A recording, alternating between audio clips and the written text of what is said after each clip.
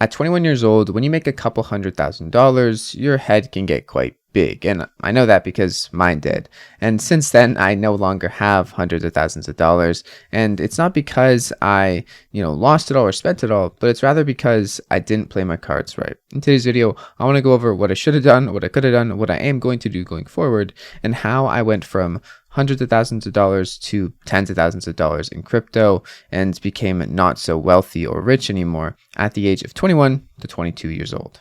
Okay, so this all started with YouTube. I started making YouTube videos specifically on cryptocurrencies and then transitioned into basically only Cardano, a specific cryptocurrency, and made videos about Cardano, one of them getting over 100,000 views in the first week. This is when my channel had only, less than 1,000 subscribers, and that skyrocketed the channel, really boosted it. And since then, I have made over 500 videos pretty much every single day for the past year and a half, averaging out to over one video per day, because some days I would make 3 or 4 back in the day when the bull market was going like crazy. And YouTube revenue, I was making a few $1,000s per month. At the start, it was like $3,000 to $4,000 a month. Now it's not that much. It's a couple $100s a month, because there's just not that many people watching this type of content as much as they were when the prices were skyrocketing and everybody had the hopes that they were going to be rich. So YouTube isn't where I made all my money. As a matter of fact, pretty much most of my money came from crypto specifically and Cardano specifically related ventures. The first one being my stake pool. Now this stake pool, it is the Jack stake pool. It is still up and running and you can stake to it to earn passive ADA on your ADA. It's pretty cool. This was really what brought me my first extra ADA on top of what I've already been earning from YouTube. So I made basically 340 ADA each epoch that we minted blocks. So at the time when Cardano was worth a couple bucks, this was nearly $1,000 every 5 days, especially in Canadian dollars, which was crazy. Okay, so that's the start of our come up. I made a stake pool, I learned how to operate it, and it helped me monetize my YouTube channel and helped me make some more money on the side with Cardano related ventures. Now I never sold any of this Cardano, and now Cardano is around 40 cents. So you can see where this is going, but that's not really where it all starts, or that's not where all the wealth and huge riches start. They started at an NFT project, my NFT project called Stickfix. Now this NFT project, as many others, had a lot of NFTs to be sold in the collection, around 6,969 to be specific, and I sold them for an average of 20 ADA a pop. At the time, that was like $40 to $50 when the sale was happening.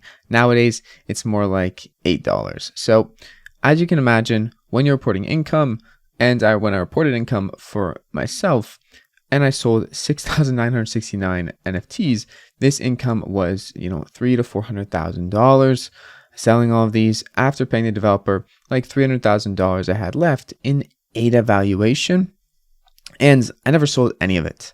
And I should have sold some of it to cover taxes. I didn't, but a year later after the sale, when taxes do come up, I figured something out that was not so great. Not only was Cardano down to, 40 cents. At the time, I believe it was like 60, 70 cents when I had to pay my taxes.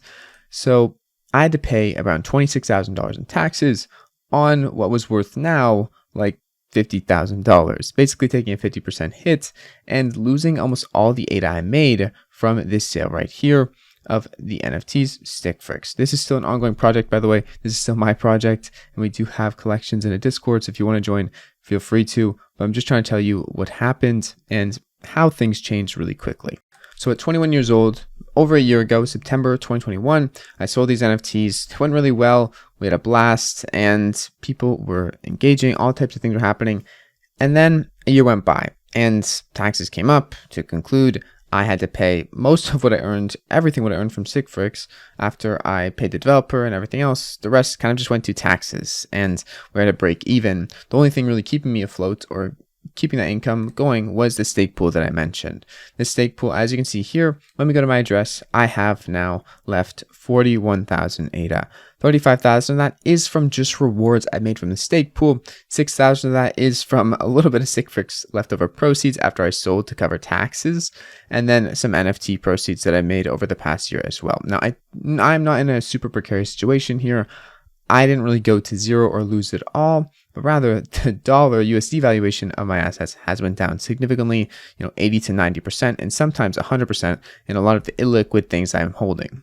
I'm not trying to act like I'm a super huge victim here, because in reality, I'm still pretty well off, and I did make a major mistake myself, not selling enough of my holdings at the time of the NFT sale to cover taxes. That was a huge blunder, and that was the biggest mistake I'll probably make financially in my lifetime, at least one of the biggest ones. Now, I know everyone was going to say, why didn't you sell the top? Why didn't you sell all of it?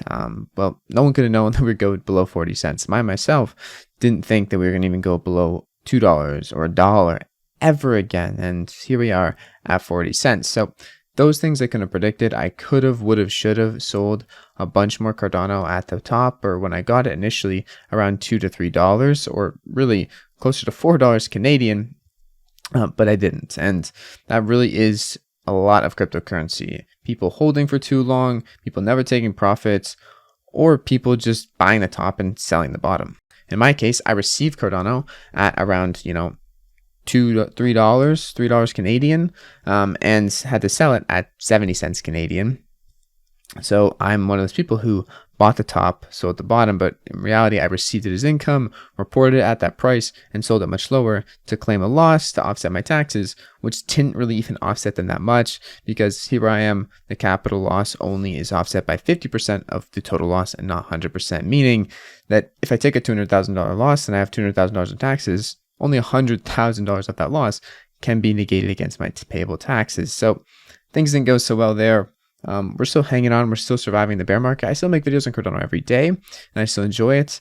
But overall, that's kind of what's happened so far, really quickly, and summed up into going from 21 and super rich, quote unquote, or having a lot of money, hundreds of thousands of dollars worth of assets, to going down to now having tens of thousands of dollars worth of assets a year later. The thing is, this could all change, and my bad decisions would be completely reverted if Cardano price is to see a recovery anytime in the next few years. I mean, that's entirely possible. I do think it's possible. That's why I still hold pretty much all my Cardano. The only Cardano I've sold really is to cover taxes. My stake pool, I've rarely sold any of the rewards, maybe 2 or 3 times out of hundreds of times, just to cover some taxes. Now, I've learned you need to do that. It's pretty important. Otherwise, you get messed up, especially if Cardano price were to go to 0. You have to take things into account. Or if the price were to even drop to 20 cents, that you're going to need to pay taxes on this income. And it's really important that people know that, especially if they live in countries that they actually have to pay taxes on their crypto income. So in conclusion, I made around $300,000 in assets. I held on to all those assets. They went to 80% less of what they were worth. I had to pay taxes on the original $300,000 worth of assets. And then I was left with about, 5% of what I originally had. So that's what happened. Watch out for taxes, and also be careful of where your risk is being placed, because people like me, I can afford that. I'm in my mom's basement, literally in my mom's basement, but some people couldn't, and that would be bankruptcy, that would be turmoil, and it just would not be fun. It's not fun for me, and it definitely wouldn't be fun for other people in an even less, privileged position as I am in. So that's it for today's video. I hope you guys enjoyed. I do like talking about this stuff in general, to just share what I've been doing or how things have worked out, and put some perspective into cryptos, because most people are not selling the top. Most people are not taking profit when they should be.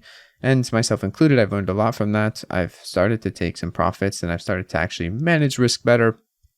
And I think a lot of people can too, when they hear that, hey, not everybody sold at $2 to $3 when they're up a bunch in Cardano or any other cryptocurrency. And a lot of people now, most people are not in profit. Even if you see a bunch of people flexing things, most people are not in a profitable point, especially just normal retail investors. Hope you guys have a great freaking day. I'll see you guys in tomorrow's video for more Cardano specific content, not just my story.